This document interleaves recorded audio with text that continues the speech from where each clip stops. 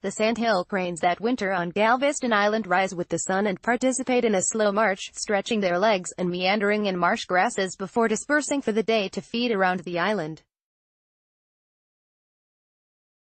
The Galveston County Daily News reports some days drivers by can catch a glimpse of a clump of cranes at Tin Cup's Caddy Shack, the driving range on Stewart Road, at the airport or on nearby baseball fields.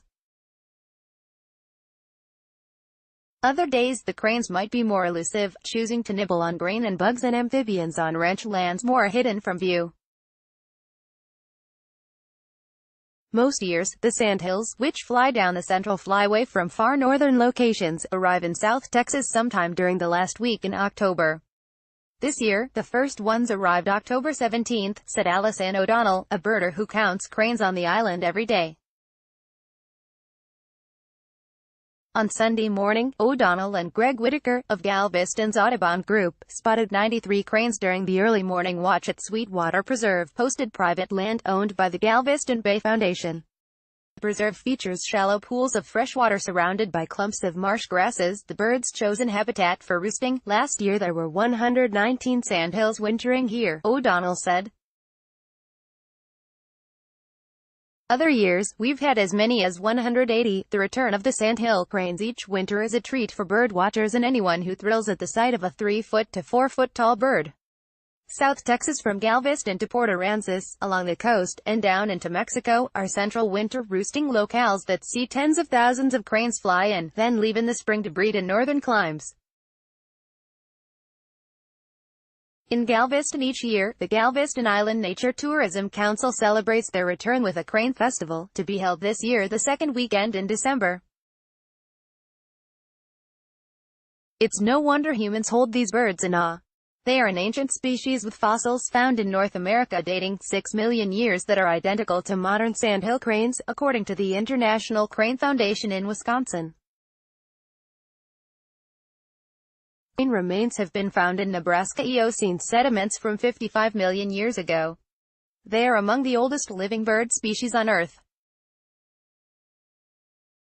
Sandhills are distinguished by a red mark on their foreheads, black legs, and brownish-gray bodies that sometimes look more brown than gray as they like to preen their feathers with mud.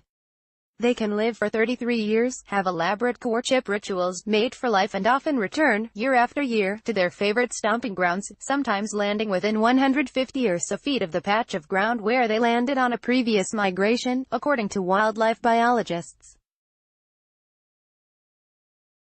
One of just a few crane species, there are 15 altogether, that are not threatened with extinction. North American sandhills have seen a slight uptick in their overall population over the past several decades to an estimated 700,000, but rapid development and habitat loss threaten their migration habits, which is an important thing to remember for any place where they stop to rest during their long migration or return for breeding, local birders said. Before Hurricane Ike, there were 3 roosts on the island, O'Donnell said. Now, Sweetwater is the only known roost. Brazoria Wildlife Refuge, just 45 miles southwest of Galveston, sees a large number each year, anywhere from 500 to 1,000 roosting along flooded rice fields on the south side of the refuge, O'Donnell said. The sandhill crane's distinctive call is a rattling and low "karararu" that can often be heard down below as they make ribbons in the sky, flying high overhead.